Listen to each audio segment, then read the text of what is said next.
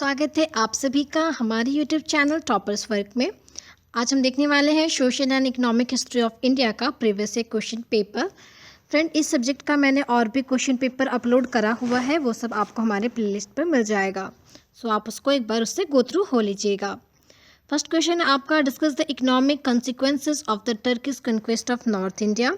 उत्तर भारत में जब तुर्की का विजय हुआ था तो उसके आर्थिक परिणामों का आपको विवेचना करने को कहा गया है। मतलब नॉर्थ इंडिया में जब टर्किश हमला हुआ, जब वो टर्किश यहाँ जीत लिए नॉर्थ इंडिया को, इसके जो हिस्से को, तो आर्थिक इसका क्या क्या परिणाम हुआ है ना, क्या क्या इकोनॉमिक कंसिक्वेंसेस हुए इस चीज़ के।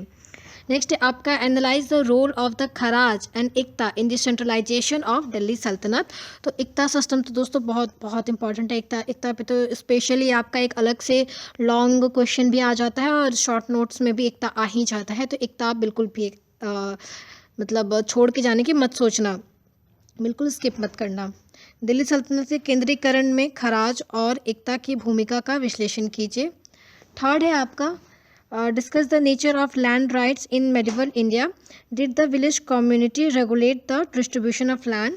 मध्यकालीन भारत में भूमि अधिकारों के स्वरूप का विवेचन कीजिए। क्या ग्राम समुदाय भूमि वितरण को विनियमित करता है।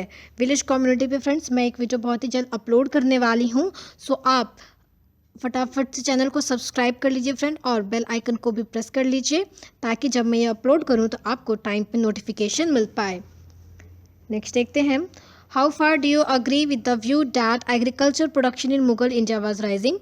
आप इस दृष्टिकोण से कहाँ तक सहमत है कि मुगल कालीन भारत में कृषि उत्पाद बढ़ रहा था। तो आपको कहाँ तक लगता है कि मुगल इंडिया में जो प्रोडक्शन है वो बढ़ने लगा था। तो बढ़ता वैसे रहा ही था, तो अलग अलग टाइम पे अलग अलग तरह के टैक्स लगे, है ना, तो वो सारी चीज़ें आपको यहाँ पे बतानी होगी। फ्रेंड्स, अगर आप और भी प्रीवियस ईयर के क्वेश्चन पेपर ढूंढ रहे हैं तो वो सब आपको हमारे चैनल के प्लेलिस्ट पे मिल जाएंगे। साथ ही आपको यहाँ बहुत सारे नोट्स भी मिल जाएंगे जो कि दिल्ली यूनिवर्सिटी के प्रोफेसर्स के द्वारा चेक भी करी हुई हैं। तो आप वो सब उन सबसे एक बार गो थ्रू हो लीजिएगा। नेक्स्ट है हमारा question number 5, the pressure of revenue demand by the Mughal state on the peasantry produced an agrarian crisis during the late 17th century. Comment. कृषक वर्ग पर मुगल राज्य द्वारा मालगुजारी की मांग के दबाव से परिवर्ती 17th सेंचुरी के दौरान कृषि संकट उत्पन्न हो गया था। टिप्पणी कीजिए। एग्रीगेरियन क्राइसिस पे भी मोस्टली क्वेश्चन आता ही आता है, ठीक है, तो ये आप अच्छे से करके जाना। ये आपका मतलब मैं क्या बोलूँ, मतलब आई थिंक 70 to 80% आप लगा लो, ये एग्रीगेरियन क्राइसिस आपका डेफिनेटली आएगा। नेक्स्ट देखते हैं। एंड फ्रेंड्स, अगर आप हमारे चैनल पर नए हैं तो मैं आपको ये बताना चाहूँगी कि ये channel specially BA in history और एमए इन हिस्ट्री के स्टूडेंट्स के लिए स्टार्ट किया गया है, यानी कि आप लोगों के लिए ही स्टार्ट किया गया है। तो अभी के अभी चैनल को सब्सक्राइब कर लें फ्रेंड्स, और साथ ही बेल आइकन को भी प्रेस कर लें। नेक्स्ट है हमारा, do you agree with the view that Indian merchants overseas trade during 1500 to 1800 AD was a peddlers trade. क्या आप इस विचार से सहमत है कि लगभग 1500 से 1800 ईस्वी के दौरान भारतीय व्यापारियों का समुद्र व्यापार फेरी वाला व्यापार था।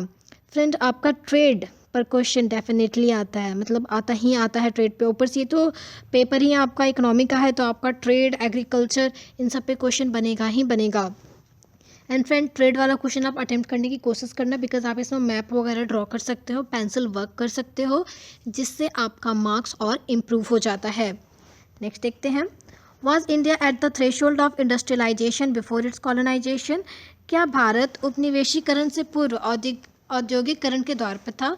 मतलब इंडिया जब कॉलोनी नहीं बनी थी ब्रिटिशर्स की, उसके पहले ही क्या हम लोग मतलब बिल्कुल थ्रेशोल्ड पे थे ना इंडस्ट्रियलाइजेशन की। तो आपको ऐसा लगता है कि अगर हम उस समय कॉलोनी नहीं बनते अगर ब्रिटेन की, तो हमारे यहाँ पे इंडस्ट्रियलाइजेशन आ गया होता। तो क्या आपको ऐसा लगता है? तो आपको यहाँ पर वो बताना है।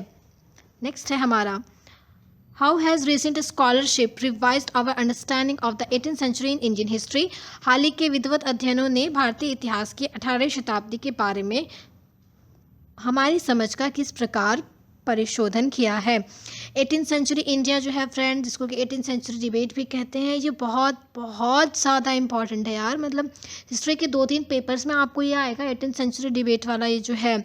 और आपको यहाँ पे फ्रेंड आप ध्यान देना, आपका रिवाइज अंडरस्टैंडिंग बोला है, मतलब जो पहले वाले स्टूडेंट्स वगैरह हैं उन सबको आपको नहीं लिखना, जो रिसेंट में इस पे वर्क हो रहा है आपको वो लिखना है। और मेरे पास एक हिस्टोरियन का बहुत ही अच्छा आर्टिकल है जो मेरे प्रोफेसर ने मुझे प्रोवाइड करा था, तो वो मैं बहुत ही जल्द आप लोग के लिए अपलोड कर दूँगी। तो फ्रेंड्स, अगर आपने चैनल को सब्सक्राइब नहीं किया है तो आप अभी ज़रूर कर लेना और साथ ही बेल आइकन को प्रेस कर लेना। सो फ्रेंड्स, ये था हमारा आज का वीडियो। आई होप ये आपके लिए बहुत ही बेनिफिशियल रहा होगा। Thank you.